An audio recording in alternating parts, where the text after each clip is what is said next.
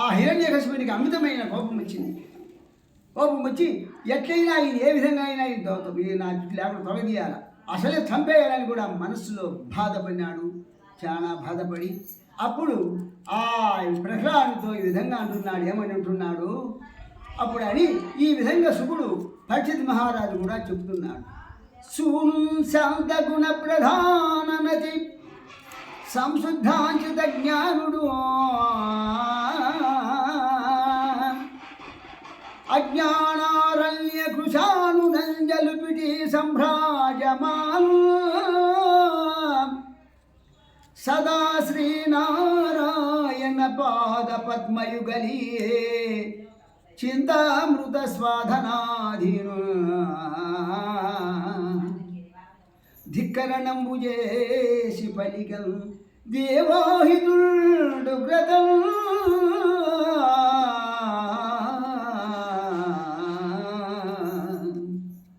అప్పుడు ఆ హిరణ్యకశిపుడు అమితమైన క్రోధంలో ఆ ప్రహ్లాదుడు ఎటువంటి వాడు మహాశాంతమూర్తి, మంచి గుణవంతుడు, అజ్ఞానమని అరణ్యానికి అగ్లాంటి వాడు, అజ్ఞానం అనేది అతని దగ్గర లేనటువంటి వాడు, ఒక జ్ఞానమనే సంపదకు నిధి అయినటువంటి వాడు, నిరంతరము కరములు మోర్చి మనస్సులో పరంధామునే పాదపద్మాలనే ధ్యానించుతూ ఉన్నాడు.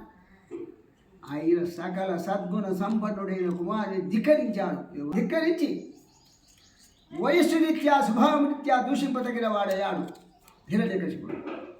అతన్ని వ్రత దృష్టితో అంటే పూర ఆక్రోశంతో చూస్తూ కోపించి హర్షమైన వాక్కులతో ఆ దేవతల విరోధి అయిన హిరణ్యకశిపుడు, దేవతలకే విరోధిగా ఉన్నటువంటి ఆ హిరణ్యకశిపుడు ఇలా విరుచుకుంటూ ఒళ్ళు ఇడ్చుకొని కోపించుకుంటూ అస్మదీయంబగు నా దేశమునగాని మిక్కిలి రవిట మెరయవరచు అన్ని కాలములందు ననుకూలుడై గాని విద్వేషి అయి గాలి వీవెరచో మత్ప్రతాపానల మంది కృతాక్షి అయి విచ్చల విడి అగ్ని వెలుగెవరచో అతి తీక్షణమైన నాయాజ్ఞనుల్లంఘించి శమనుడు ప్రాణులను చంపవెరచు ఇంద్రుడౌదల నామ్రోల నెత్తవెరచు అమర కిన్నర గంధర్వ యక్ష విహర నాగ విద్యాధరావలి నాకు వెరచో ఏలరా వెరవవు ఫలువా నీకేది దిక్కో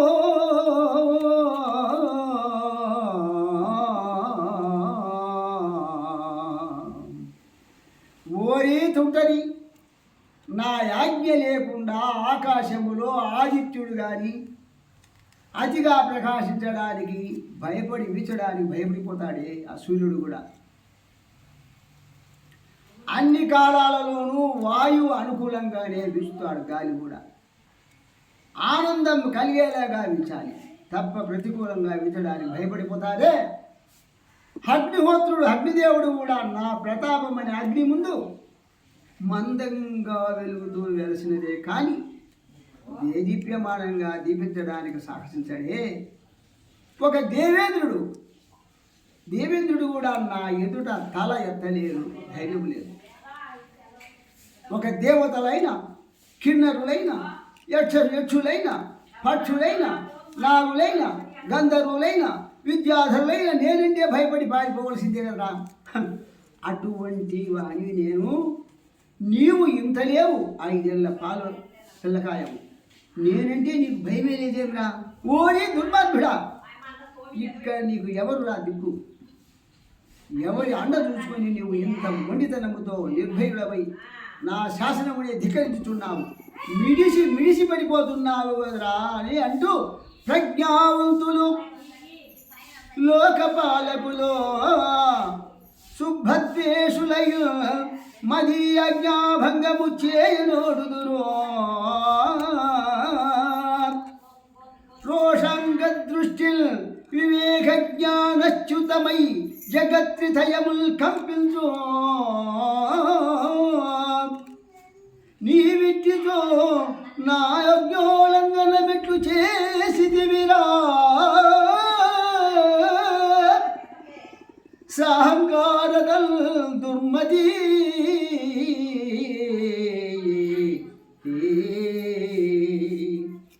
దుర్మతి అత్యంత ప్రతాపవంతులైన గొప్ప గొప్ప దిక్పాలకులు కూడా నాకు శత్రువులైనా కూడా భయపడిపోతారే నా మాట దెబ్బదాడు. నువ్వు 5 ఏళ్ళ పిల్లవాడి, నేను ఎంత మందలించినా ఎంత కోపంతో చూచినా కానీ కడగంట చూచానంటే వివేకం ఎవరే కానీ చూశారు కానీ భయపడిపోతున్నాయి. విజ్ఞానం కోల్పోయి ముల్లోకాలు అల్లోకాలవులైతున్నాయే. అటువంటిప్పుడు నీవు నా ఆజ్ఞను ఎలా ధిక్కరించగలుగుతున్నావు? నేను చెప్పేది నువ్వు ఎందుకు వినలేదు? నీకింత అహంకారం ఎందుకు వచ్చిందిరా ఓరి ప్రహ్లాద అని అంటున్నాడయ్యా అని ఆ పరీక్షిత్ మహారాజుకు శుకుడు చెప్తున్నాడు. కంఠోక్షోభముగా గనొత్తిలి మహోగఢంబుగా కంఠోక్షోభముగా గనొత్తిలి మహాగఢంబుగా డింభా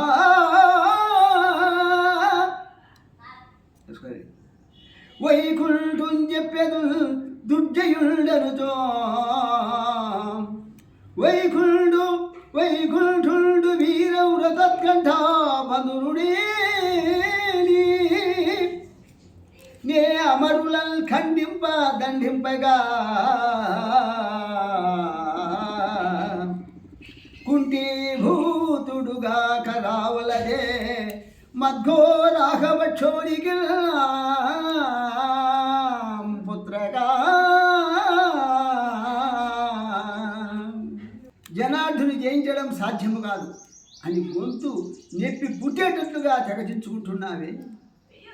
కానీ ఆ విష్ణువునికి పౌరుషం అనేది ఉంటే, అతడే అంతటి వీరుడైతే, నేను యుద్ధరంగంలో దేవతలను దండిస్తున్నప్పుడు ఖండిస్తున్నప్పుడు భయపడకుండా నేను దేవతలను చేస్తున్న భయంకరమైన యుద్ధములు నా ముందుకు రాలేదే. ఎందుకు రాలేదు?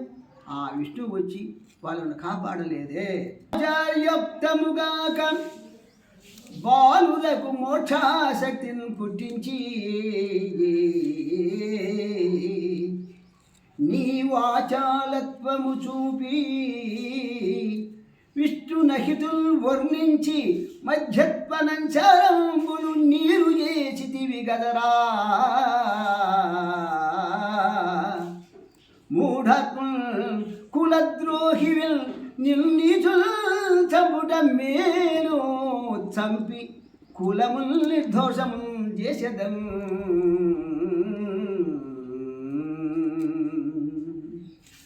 ఆచార్యుడు చెప్పింది నీవు ఆలకించకుండా నీతోటి బాలకులను కైవల్యం మీద కాంచ పుట్టించావు. నీ వాచాలత్వం చూపించి ఆ విరోధి అయిన విష్ణుని విపరీతంగా పిచ్చి మాటతో పొగడి మన రాక్షసమంతా నీచాలత్వం చూపించావు. సంప్రదాయాలన్నీ బూడిదపాలు చేశావు. నీవు కులద్రోహివి, మూఢుడివి, నీచుడివి. నీ వంటి వాణ్ణి చంపడం చాలా మంచిది. నిన్ను చంపి నా వంశానికి మచ్చ రాకుండా చేస్తాడురా అని ఆ ప్రహ్లాదుని ఖండించి పలుకుతున్నాడు. అయ్యా ఓ పరీక్షిత్ మహారాజా అని శుకుడు చెప్తున్నాడు. అని అంటున్నాడు. ఏమంటున్నాడంటే, దిక్కులు గెలిచితివన్నీయో దిక్కెవడు ఓరి నీకు దేవేంద్రాదులు దిక్కుల రాజులు వెరక దిక్కెరుగక కొలుతురితడే దిక్కని నన్ను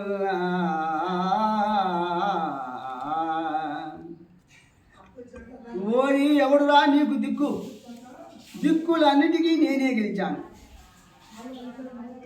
దిక్కులను పరిపాలించి దేవేంద్రులు లాంటి వాళ్ళనే ఏ దిక్కు లేకుండా ఇప్పుడే నన్నే దిక్కుగా తలంచి బ్రొక్కుతున్నారే. నీవు కూడా నేను తప్ప వేరే దిక్కు లేదు తెలుసుకోరా.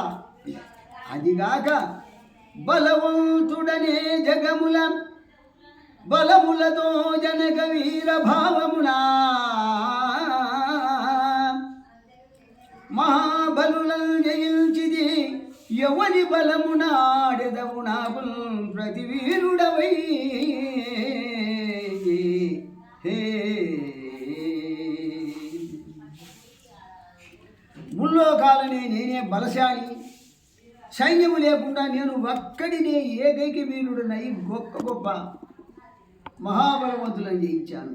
నీవు ఎవడి బలము చూసుకున్నావురా నన్ను ఎదురుస్తున్నావు, ఎవడి ధైర్యం చూసుకొని నాతో విరోధం పెట్టుకున్నావు అని కోపంతో పలికిన తండ్రిని చూచి కొడుకు వినయంగా మెల్లగా ఇట్లా అంటున్నాడు.